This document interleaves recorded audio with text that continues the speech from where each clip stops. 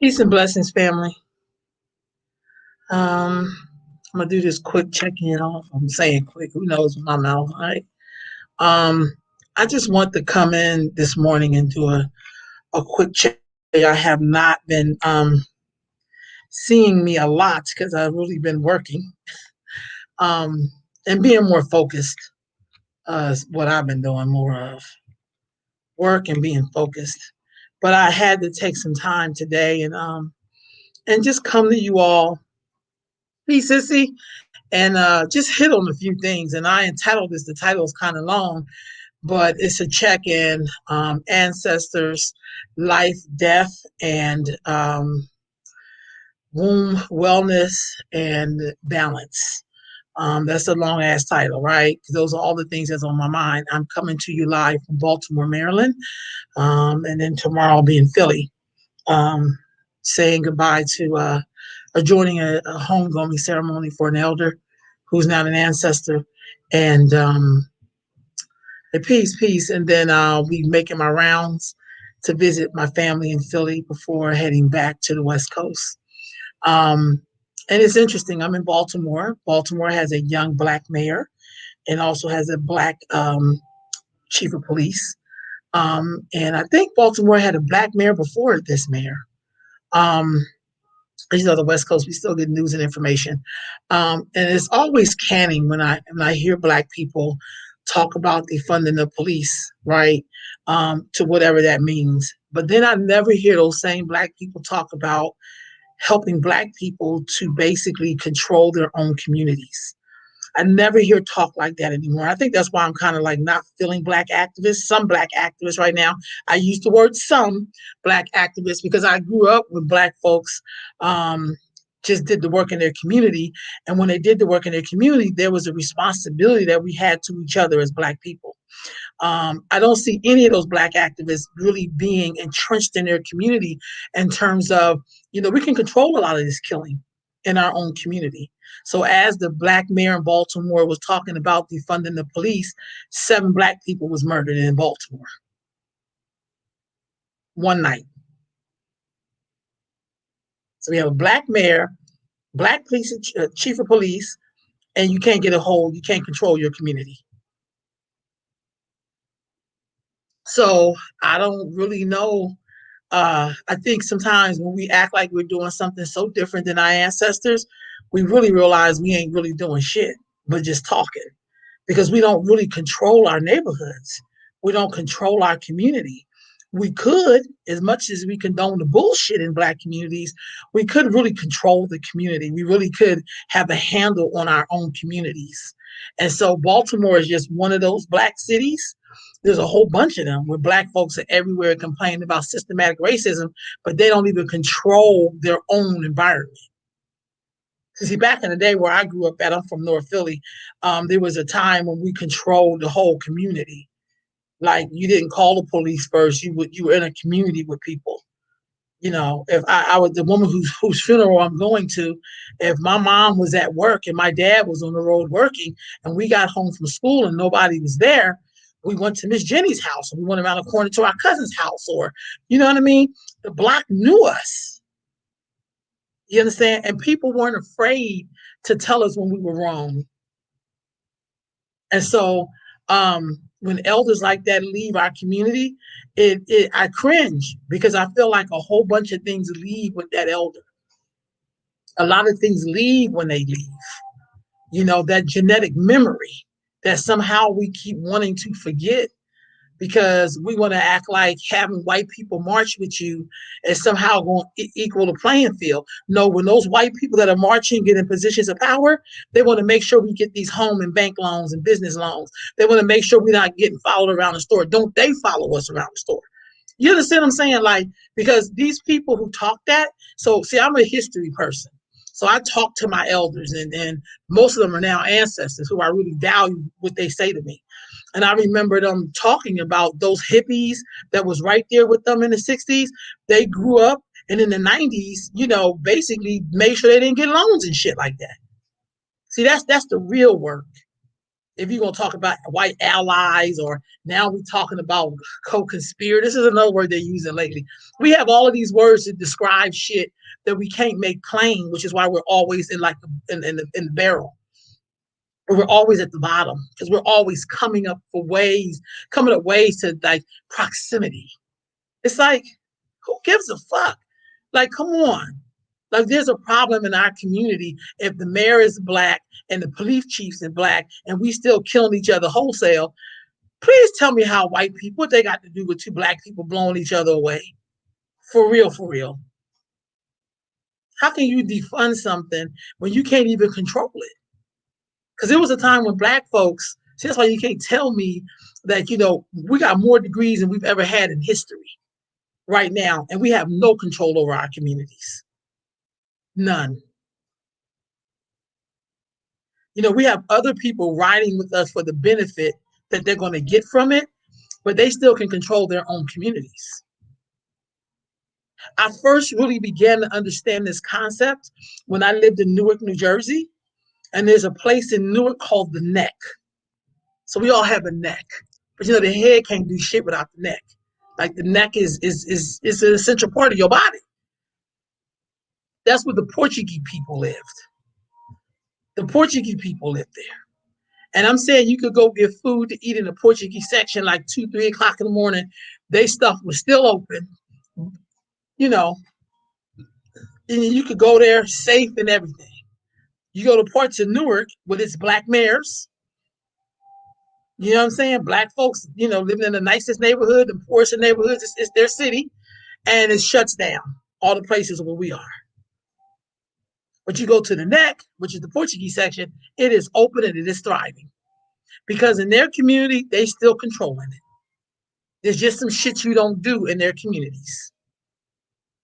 And so when an elder leaves who has the memory of what has happened before us, we lose, family. We lose.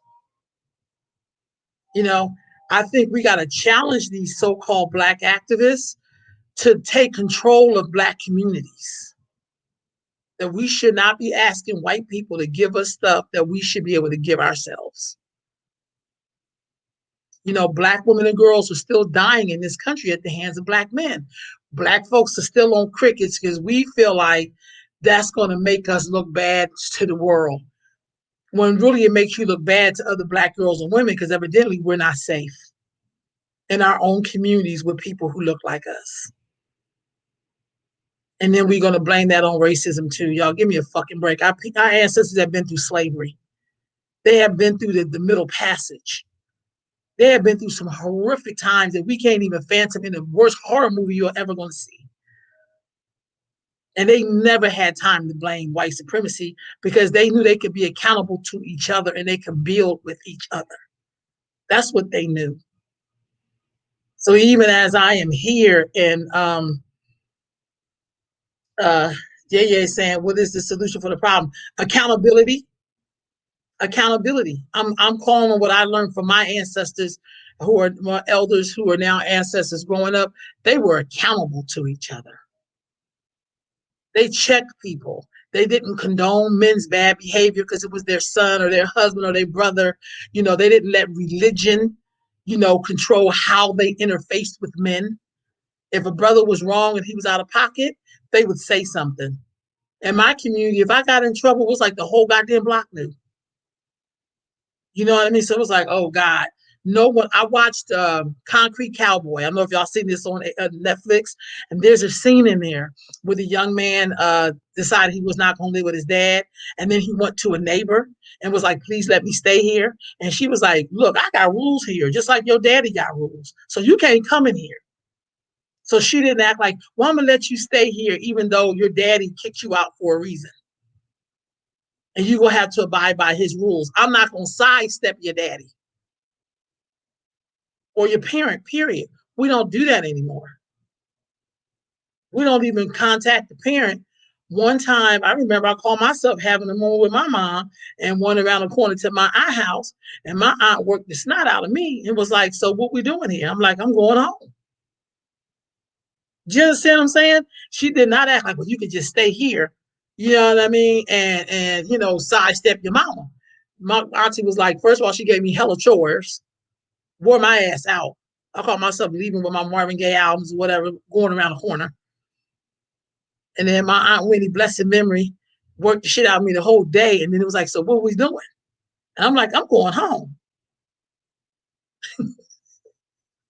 So I constantly think about that blessed memory to my aunt. Truth and not being afraid to check those. That's so true. Yeah, yeah. I'm feeling you truly. I just feel like when you're in a city and the city is black and the mayor is black and the police chief is black and we're killing each other up as black people. I, I'm saying black, black, black, and black. I just don't understand that. When the city did not have black mayors and we were all together in a particular area, we kind of ruled the community. There's just some stuff you didn't do. People did not condone murder. I remember growing up, I'm from Philadelphia, I'm from North Philly. There was a time I remember those times so vividly because that's what shaped who I became. In my work, how I moved, all of that shaped me in my work. I feel like if we cannot make the womb well, the planet will never be well. I don't give a damn. If the woman is not well, that means her womb is not well. Yeah, Winnie's house, Khadijah. Winnie was like old school after she was making that cabbage with the greens in it and all that. I helped her cook and everything. Then she was like, what you doing? You know what I mean? I was like, I'm going home.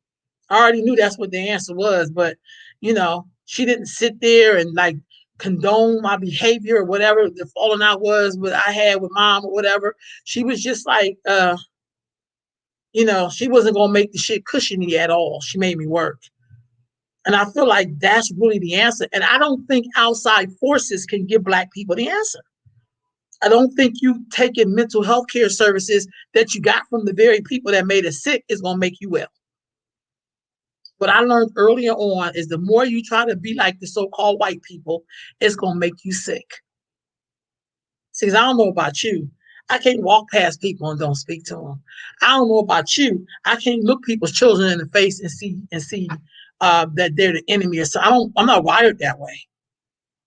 Because there's something very beautiful and unique to me about being Black, being African American in particular, because I know my history. I'm in Baltimore. I'm not far from where my mom's side, the family were enslaved in Fairfax County, Virginia. I am not far from that right now. So there's a way in which we love on each other.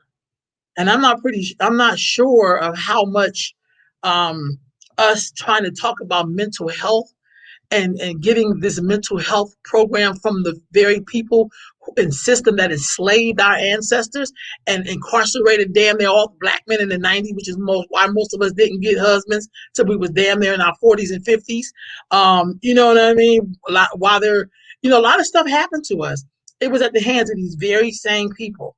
Last night I watched this documentary it was something about the brother from Philly, Meek Mills, and the dude who's owned the Sixers and Kevin Hart. And I think to myself, if we could put this much energy into maybe buying up the fucking hood and creating real neighborhoods in which we own the neighborhood, maybe that will change us. Because I don't think affordable housing is going to help us at this point, family. We did that for like 70 years.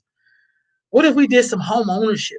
What if we did something that really shifted America to make it turn right? But that's what it require you to concentrate on yourself. That means you can't be helping out other minority groups who don't help you out. You can't do that. You can't be worrying about kids down at the border and your kids in your community is living in its own caged environment. You can't keep competing for resources that rightly belong to you. Come on. People are here in America because of our ancestors' blood, sweat, and tears in here. No, I don't have time to be. If you notice, I haven't posted one thing about the anti-Asian thing because that ain't my fight. They're gonna be fine. See, they're so valuable that our government passed something immediately for them. Immediately for them. Well, because you're not valuable, they ain't gonna pass shit for you and I. Let's just keep it real. They're gonna be fine. They're in our communities. They're feeding their communities. They are going to do well. In our community, we can call each other as well as spread the news of the troublemaker. That right on, yay, yay. That's right on. Because we also do this wall of silence on just shit that like we're still over here debating Bill Cosby. Bill Cosby will be fine. The man has lived his life. You know what I mean? We'll be up here debating two wrong people's wrongs, and then people who need justice can't even get it in our own communities. We have some things running so rampant in the Black community, it's really sad. You know what I mean? It's just really sad. So I just, family, when I travel, I learn. Like, I love Baltimore. I've been here several times. One of my queen mothers, I'm going to be ready to have lunch with in a minute. I love her. She's here. But I just look around and they have the beautiful harbor here. I was on it yesterday and just all I can see is money.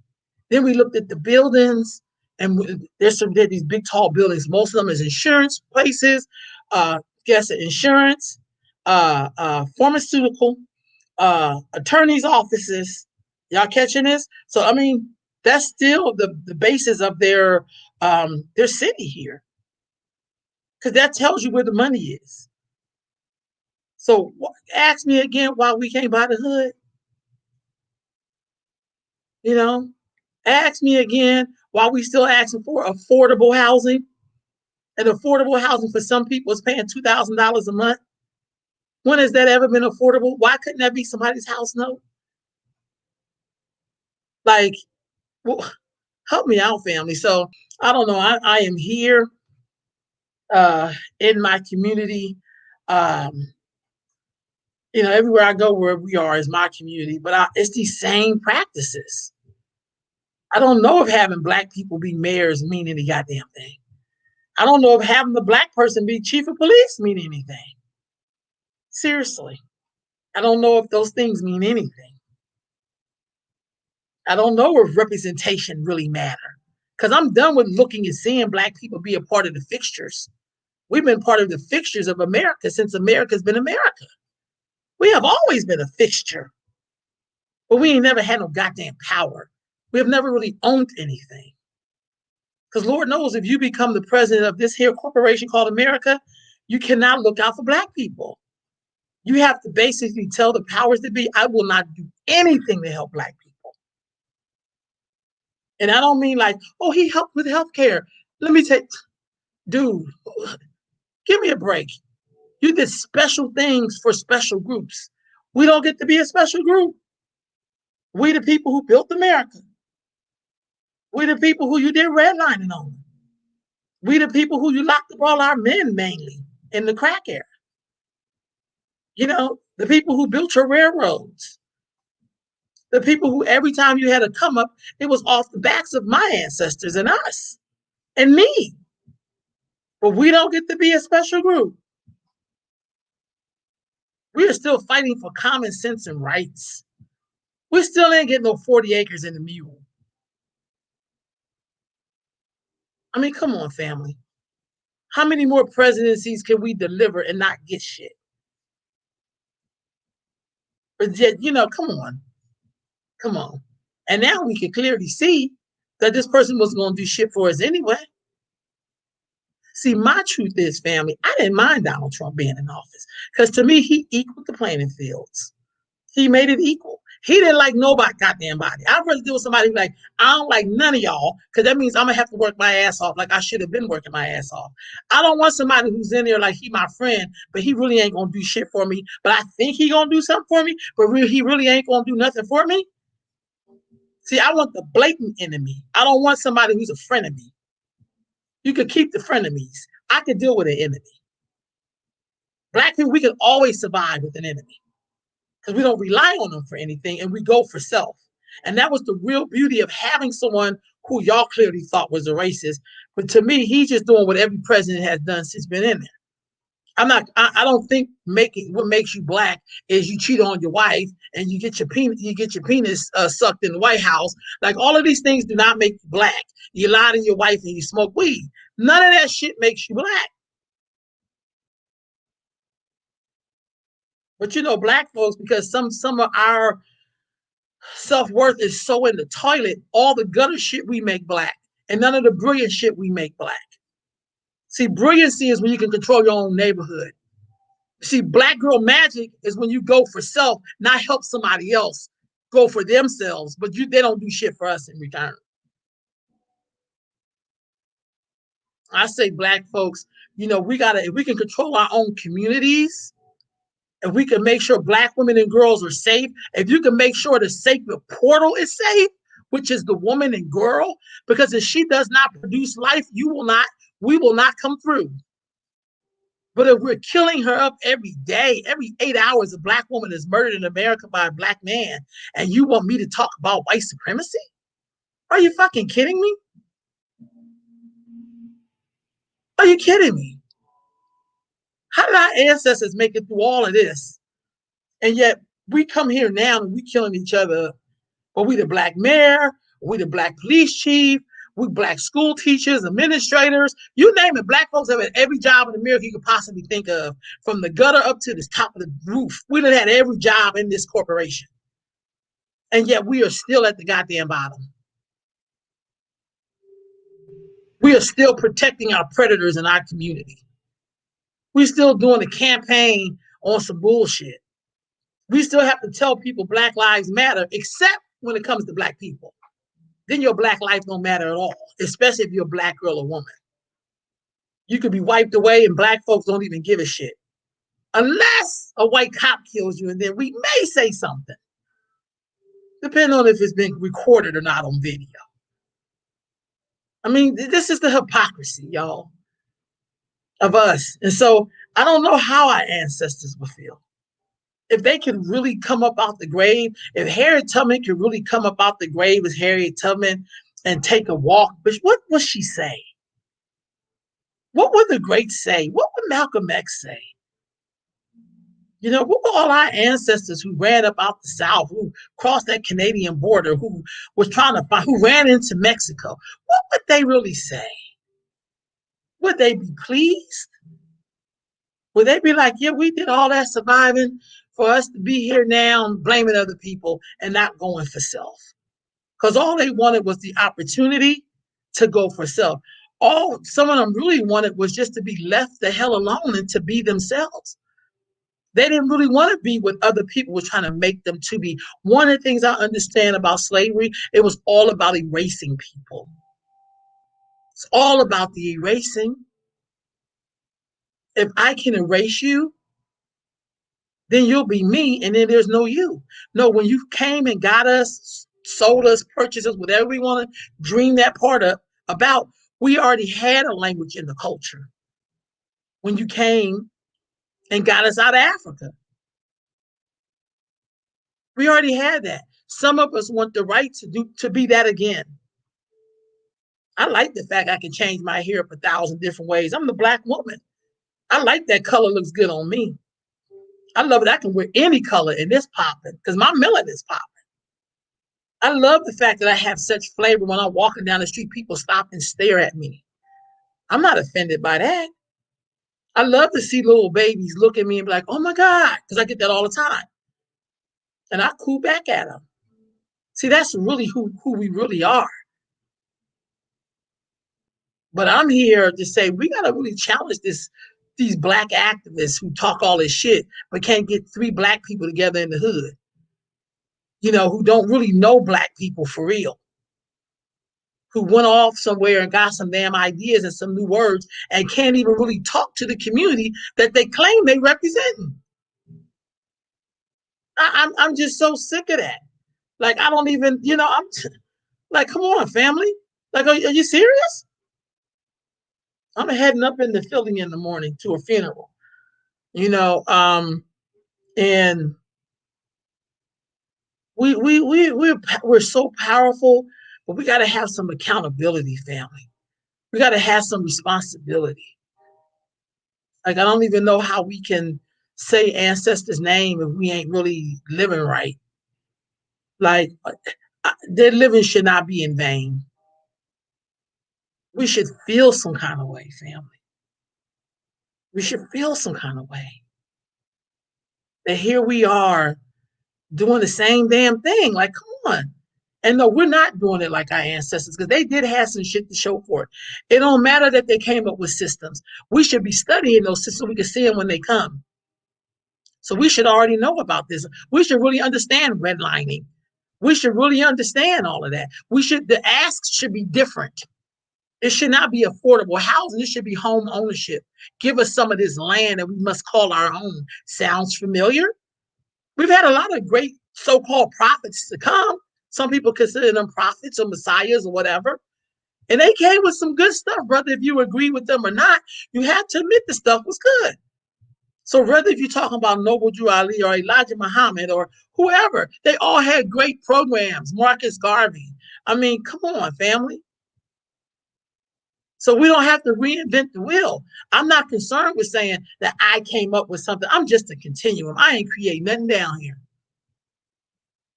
I just came a part of a line to get the work done. That's why I'm here. I ain't taking credit for nothing. I pray that one day, if I get to be an ancestor, that somebody will remember, hey, what did Mama Rowe do?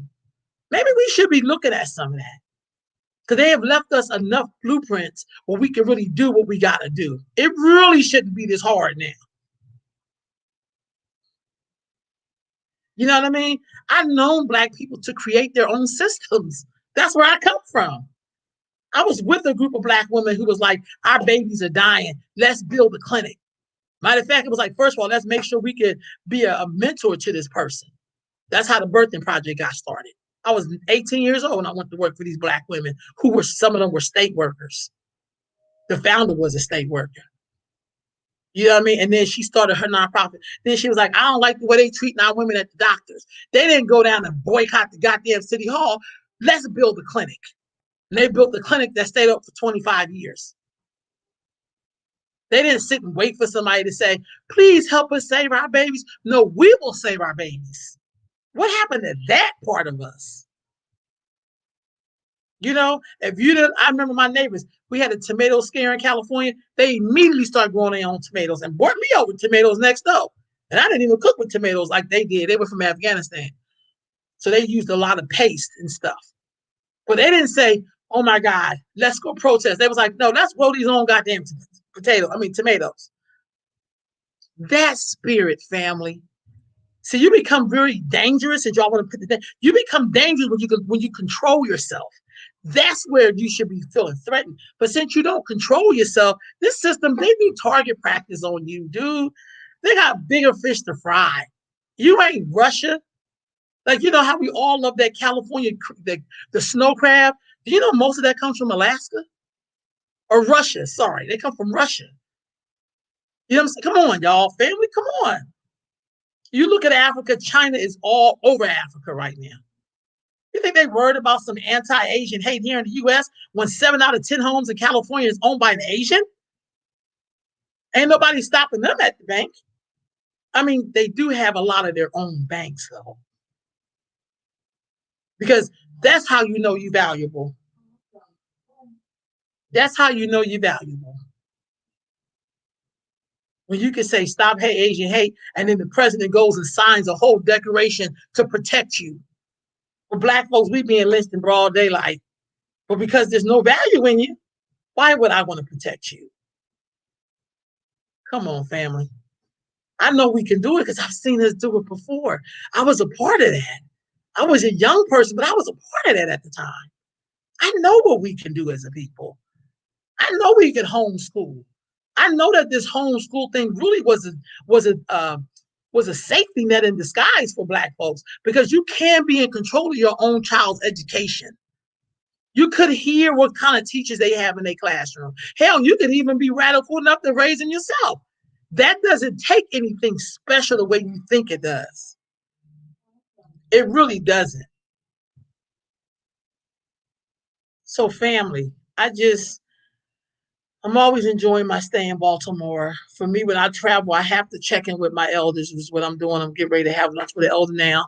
I'm going to Miss Jenny that was who I touched home with. You know, I'm getting ready to go up into Philly, and I used to do all of these stops when I went to Philly. I would stop and visit all these people. These are people that are connected to who I am. And now those stops are getting shorter and shorter and shorter because people are leaving. They're going on to the next phase of where they're supposed to be. And so their memories, the things that they gave me that makes me who I am. See, that accountability piece I talked about earlier, they were all accountable to me as a child. They took care of me. They fed me. They loved me. They cared for me. They surrounded me. They made me bring my A game. They expected the best out of me. And they never condoned my bullshit. So even if I came to them, I remember I had a little fallout out with my dad, and I went to my Uncle Eddie. I was so upset and I was crying. And I was talking to him about how I felt. And he never once said anything bad against my dad. He basically started talking to me about life and you trying to figure it out. And it's the way he consoled me, but he was also giving me a lesson about, when you're an adult, you're constantly still growing and you're learning. And if you give people a chance, they may come back around. Because he said even he was working on still getting things right in his life. And today's his birthday, so he's 90. I'm gonna see him tomorrow. And so it's kind of like those are the elders I've been around my whole life. So when people see me, they don't really get to just see Ro. They're seeing all of my ancestors. These are people who've been pouring into me and continue to pour into me beyond the grave. So, family, I gotta wrap it up. I gotta get ready to. I know Philly, I love Philly. You know what I mean? I so love Philly, man. Like a lot of the things that I'm able to do is because I am Philly. I will, Sister Chris Ann, I will. But I just, man, thank you. Philly is just one of those places where I remember drill team in Philly. I remember we used to get lunches in the summertime. I remember sitting on stoops talking to people and them giving me such wisdom and knowledge that I reflect on to this day. That's why I know history so well. Ain't nothing like people telling you about sections of the history of Philadelphia and you walking down and you're like, oh my God, this happened here, that happened there. I watched that Concrete Cowboy on Netflix and I was just like, that's all Philly. I mean, it was just like, I could so relate to that. I remember just awesome shit. I remember some tragic shit too. I remember my friend was murdered when I was 8 and she was 9. I never forgot that. But I also watched the community once again be accountable to itself and basically just kind of came together and protected us. That's why I know we can do it. I don't think that's no special magic bullet. Oh, cheesesteaks. I'm gonna have to give me a chicken cheesesteak. No, I can't talk about that too much because my siblings be like, and you ain't gonna bring nothing back on the plane, really? Like I want to be smelling like cheesesteaks, but I may have to do that though because my sister gonna kill me, so I may have to bring everybody back hoagies or something. But I love Philly, and I'm so grateful. I can't tell y'all how grateful I really am that is my lineage. Like, Africa got it. I know I'm African, don't get it twisted. But I'm so into the immediate root. Philly is an immediate root. Some people go down south and sits on porches. Some people go all the way to Africa. I done did all of that. But there is something about when I go to Swain Street. There is something about when I walk around what they know as Francisville. There is something about walking around Germantown and going to Happy Hollow. There is something about stone roads in Germantown. There's just something about that Philly accent when people are talking to me and I can hear that Philly accent. There's something like watching little kids like jumping double dutch. That's all me. And yes, the block parties get easy. You better tell it. So for me, I carry that inside of who I am. Like that is, yeah, because that's that Philly right there. Like I grew up with that stuff, man. Like that's that's a part of who I am. Like sometimes it's that isms that people see in me. That ism is Philly. That's all it really is.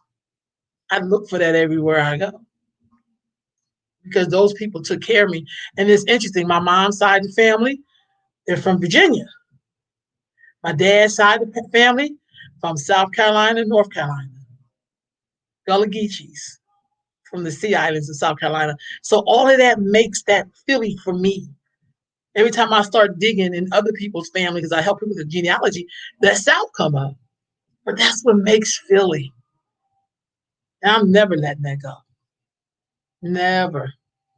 So as I get ready to join Sister Eileen, I know Pax, I'm gonna bring the cheesesteak, okay? I knew that. See what you did, sis. I'm definitely gonna do that because my flight is kind of late, so I can make that swim. I'm going to Max's though, and I got you. You know, I have to go to Max's. That's always an adventure at Max's to me. Mm, yeah, cause that's a. When we was moving up from North Philly, we moved to Germantown. So we went from Francisville to Happy Hollow on Germantown Avenue, Seymour, Wayne Junction. You know, just memories, man. I remember sliding down in the crate, down up in the. This is in Germantown. You get in this little crate, you slide down the side. I think I scraped my knee or something a few times, but I love that kind of stuff. And I think that's also a part of being a child. But I also remember a community protecting us all. You just didn't do stuff because people would go tell your mama. People looked out for you. And I'm saying, as I wrap this up, as we have black mayors and black police chief or whatever that is, if we don't control our black self, it don't even matter what positions you sit in. If we can't love and respect each other, none of the other shit even matters. I love you too, sis. None of the other stuff don't even matter if we can't love and respect each other. And I remember growing up with people who did that. I'm from North Philadelphia family, 17th to Swain. I remember the three old ladies who sat in their window right on Swain Street, who would watch our every move. And if they say run to the store, you ran to the stuff. If it was for a stick of butter, you brought it home in a brown paper bag. You didn't run down the street with a stick of butter. You know what I mean? I remember people being accountable. You could walk up on anybody's barbecue and eat their food. So, yeah, Khadijah. Like, right on. Khadijah, you so old. I do remember Rape Man Joe. Thank you, Zinle. How's my girls in South Africa? Hey, Sister Kenya. Oh, God. See, our community knew that. And they was able to watch him and watch us and make sure we were safe. All right, 22nd and Jefferson. And we had our aunties who lived on 30th and Diamond. Why do I remember that so well? They lived at 30th and Diamond, and we were 17th and Swain. You know you from Philly when you call out the street names. That's like your calling card. You know, real talk though. I mean, people, we took care of each other. As I wrap up, family, there was one sister who I really loved when I was growing up. There was black women on our young girls who did our hair. One was Lady. We call her Kim. Her name was Kim. We call her Lady. And then there was another young sister. I cannot remember her name. I could see her beautiful face. She had the prettiest afro. This is in the 70s family. And she had like 12 brothers. She had a hell of brothers, I know that. And she was the only girl. And she lived in the last house right before the housing authority, which is not there anymore. But she used to braid our hair. Absolutely just beautiful. And she would just do our hair. She would make us look so beautiful. And I used to just love her when she did my hair. She was just incredible. See, those are the memories I be wanting young people to have. That's what happens when you live in a community and you live in a neighborhood. I can tell you about people. I can tell you about our black captain with the hips who used to always turn that fire hydrant on us for us to get wet in the summertime. Okay, I could see her. I can't remember her name, but I could see her face. I remember she had the hips. So I was like, how do you get hips like that? But she was Miss Mimi, and she would turn that fire hydrant on. I mean, I can remember so many people just being. I remember one lady put a garden in our street And that's the first time I ever had squash when I was a kid. I got it right out that garden. So now we're into gardening now. But in the 70s, we had a garden on our block. Somebody came in because a house had got torn down and they turned that lot into a garden. And that was the first time I ever had squash. Never had squash before. I remember my dad brought home melons, cantaloupe to be exact, because he used to haul cantaloupe. And he brought some home for us. I remember making ice cream. I remember he used me and Khadijah to stomp on grapes to make his wine in the basement in Germantown. These are things I remember, family. These are things that shape who you are.